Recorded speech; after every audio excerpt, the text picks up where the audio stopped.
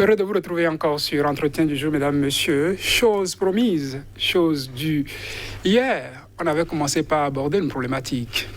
Les familles mononucléaires. Le mariage sous les tropiques est-il en faillite, s'est-on demandé, avec notre consultante en mariage et famille, Sira Kwadoro Seke, qui est avec nous pour cette suite. Merci de revenir, Madame Kwadoro Seke. Et puis, je vous avais arrêté dans un élan sur lequel vous étiez. On parlait donc du nombre de jours qu'il faut en observation avant de se mettre en mariage, après avoir défini les causes et tout ce qui va avec. Vous nous avez dit qu'on peut se rencontrer aujourd'hui et puis se mettre en relation, se mettre en mariage et y rester pour toujours. Tout dépend de qui on est. Tout dépend de qui on est. On ne parle pas de, on ne parle pas de partenaire. On parle de conjoint ou de bien-aimé. Oui, parce que là, c'est une entreprise pour la vie. Pour la vie. Et il n'y a pas d'action à se partager, à espérer se partager à la fin, quand ça va finir. Alors, parlant donc de cette manière que nous avons de rentrer en mariage, de ce temps qu'il faut pour s'observer, il arrive qu'on passe même des années à apprendre à connaître son conjoint, sa conjointe, son bien-aimé, sa bien-aimée. Mais on ne voit pas certaines choses. C'est quand on se met ensemble véritablement qu'on commence à découvrir la vraie face de l'autre. Oui, la vraie face de l'autre. Je vais simplement diviser le temps de mariage, de nos rencontres en 3 étapes. Il s'agit juste de temps de romance, la phase romantique, où nous sommes anesthésiés par une hormone sécrétée par notre corps qui nous empêche de voir les défauts de l'autre. Et là, tout ce que l'autre fait est bon.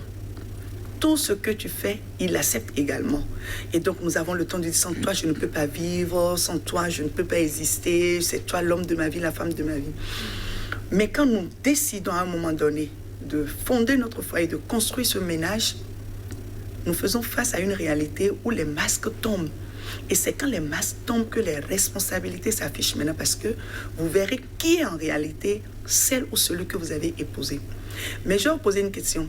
Quand vous construisez votre belle maison, quand on parlait de temps, je disais, bon, on peut se retrouver aujourd'hui et puis se marier. Attention, j'ai mis l'accent sur la préparation. Une fois en amitié, il faut quand même qu'on se prépare si notre objectif, c'est la vie à deux. Et vous construisez votre bel immeuble, à un moment donné, avec la pluie et tout, vous constatez qu'il y a un coin qui coule. Est-ce que vous allez abandonner votre immeuble et aller construire un autre immeuble? Qu'est-ce que vous allez faire?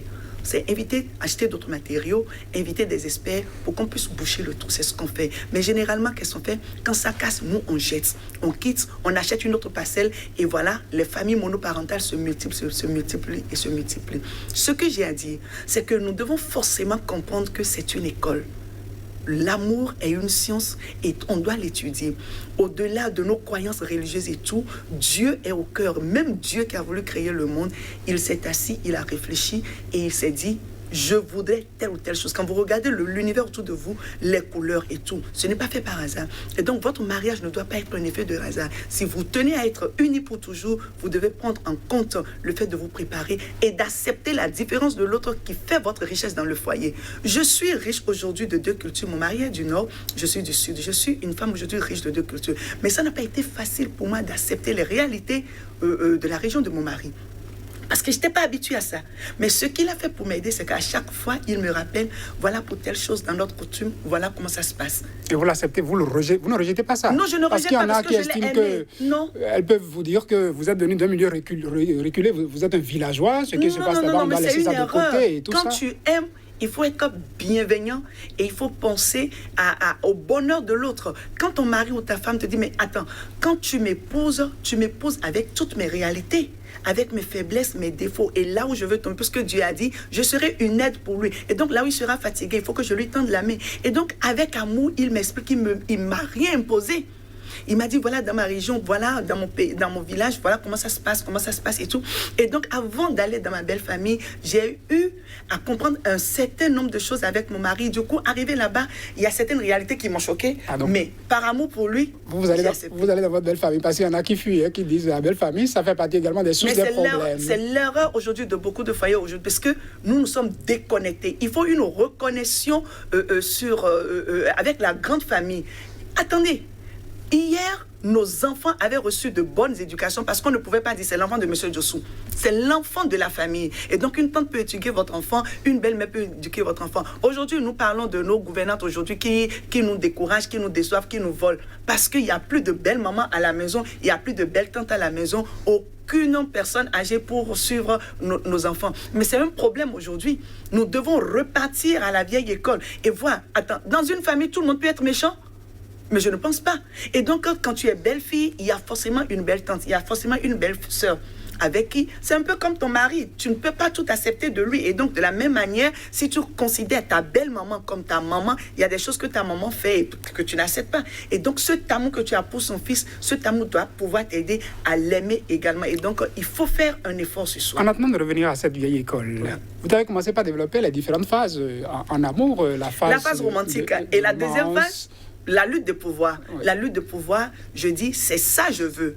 Toi, tu me dis, c'est pas ça je veux. Et donc, on commence par se tirer. Et c'est là où on dit, merde, si je savais que c'est comme ça tu étais. Alors, on a déjà passé 2 ans, 3 ans à s'amouracher au bébé. Oh, mon bébouni, oh, mon petit chou. Et tous les petits noms d'oiseaux, on se les donne. Mais à la lutte de pouvoir, on dit non. On commence par dire, si c'est Eric, je ne suis pas d'accord avec toi. Et les je n'en dis qu'on vient pas commence. Je n'en dis qu'on vient pas. Dans ma famille, c'est pas comme ça. Mais tu n'es plus dans ta famille. Tu es aujourd'hui dans une famille où vous devez vous asseoir et écrire votre règlement intérieur. C'est important. Et donc, quelqu'un doit pouvoir faire diminuer son orgueil, l'humilité, les je t'en prie. S'il te plaît, merci, pardon, excuse-moi. C'est de cette manière que la communication amoureuse va s'installer. Sinon, l'anaque amoureuse s'installe et on se dit, ce n'était pas lui. L'étape suivante. L'étape suivante, la dernière étape, c'est l'étape maintenant de l'amour conscient. À la phase romantique, on n'était pas conscient, on était dopé, anesthésié. À la lutte de pouvoir, chacun cherche sa place. Je suis l'homme au foyer, je suis le chef de la famille, je suis la femme, c'est moi qui ai mis les enfants au monde, c'est moi qui donne l'ordre. Et on se tire, on est là, les enfants souffrent. Mais quand on vient, on tombe sur des personnes avisées, on tombe sur des gens qui ont compris, des consultants, des psychologues, des psychopédagogues, comment on dit, des médiateurs conjugaux. On recentre, c'est-à-dire on met tous nos efforts maintenant à la phase consciente. Je suis moi, tu es toi, et nous allons protéger l'énergie, l'amour qui est entre nous. C'est pourquoi on dit 1 + 1 = 3. 3, il y a moi, il y a toi, et il y a la relation que nous allons rendre consciente. Consciente dans ce sens que tu es une île que je veux découvrir, je suis un continent que tu veux découvrir. Est-ce que tu acceptes, fais le pas, venir dans mon monde et connaître ma réalité. Là où je dis que c'est 6, toi tu vois 9. Maintenant, viens dans ma réalité et constate pourquoi je dis 6. Et là, la paix s'installe, l'harmonie s'installe et on est heureux malgré les défis. La vieille école, Madame Kwadono, c'est oui. que nos mamans, on a l'impression qu'elles ont vécu dans un monde parfait parce qu'on ne voit pas souvent une maman ramasser ses clics et claques et dit je m'en vais d'ici. Est-ce qu'il ne faudrait pas retourner à cette école-là ou est-ce qu'il faut désormais que les foyers se modernisent à l'occidental pour qu'on sache que désormais, oui, traçons les règles et allons-y avec. Je vais rectifier rapidement quelque chose. Pour avoir parcouru plusieurs familles en Europe, ma certification m'a amené à être accueillie par plusieurs familles en Europe. C'était la désillusion. Dans notre champ, on pense que c'est de l'autre côté, c'est mauvais. Je vous assure tout, il y a encore des familles qui vont, excusez-moi, qui éduquent leurs enfants comme chez nous en Afrique. Et j'ai vu des familles nombreuses, des familles m'ont reçu, ils ont 7 enfants, 8 enfants, même 10. Et il y a des filles, la plupart de leurs filles sont allées en mariage vierges. Et donc, quand on est de notre côté ici, on se dit, oh, c'est là-bas, c'est pas bon et tout, c'est une erreur. Ou parfois que c'est là-bas, c'est bon, il faut que je quitte les réalités africaines pour aller épouser un blanc, une blanche, parce que c'est là-bas. C'est une erreur. La vieille école aujourd'hui... Il n'y a pas la féodalité, il n'y a rien. Et puis c'est une erreur. Nous avons aujourd'hui, grâce aux réseaux sociaux, nous avons beaucoup d'histoires qui sont affichées sur les réseaux sociaux. Donc, on sait qu'il y a beaucoup de pièges, il y a beaucoup d'erreurs qu'on commet. La vieille école aujourd'hui, le gouvernement peut nous accompagner à transformer ça et insérer dans nos programmes scolaires. La vieille école aujourd'hui, c'est de ramener la morale, c'est d'aider les enfants à un âge donné à comprendre ce qu'est l'amour de soi, l'estime de soi, la confiance en soi. Il y a des valeurs que nous allons aider nos enfants à développer dès le bas âge. Ça va commencer dans notre foyer et maintenant les instituteurs vont continuer dans les écoles, puisque la base, c'est la famille, c'est à la maison, l'amitié. Comment partager les choses, comment s'aimer et tout, c'est déjà à la maison. Maintenant, au niveau de l'école, les enseignants peuvent encore, si eux-mêmes ils sont outillés, ils peuvent commencer par aider nos enfants. Et donc, une matière qu'on va imposer dans nos programmes pour que nos enfants, une fois la tête remplie de histoire géo, la Révolution française, la révolution de tel pays, je n'en sais pas trop, il faut qu'on trouve des instants de séminaires, de rencontres, où des enfants vont se mettre ensemble avec des spécialistes qui viendront pour leur parler, pour que les enfants posent une question. Imaginez, je vais à Bembereke avec mon mari, et une petite fille de 8 ans, on dit non, toi, la maîtresse dit, tu es toute petite, tu ne peux pas poser une question. Il dit non. Il dit, je veux poser une question à Tata Sira. Pour nos téléspectateurs Bembereke, nous sommes dans le nord du Bénin. Du Bénin. Et elle dit, Tata Sira, moi quand je viens à l'école, je dors. Je dis, mais pourquoi? Il dit, parce que papa et maman se battent tout le temps. Vous voyez, c'est une famille biparentale, mais l'enfant n'est pas heureux dedans. J'ai dit, mais ils se battent. Il dit, mais c'est tout le temps, papa rentre saoulé. Et donc, maman se jette sur lui, ils se battent. Et donc, je n'arrive pas à dormir. Quand je viens à l'école, je m'endors.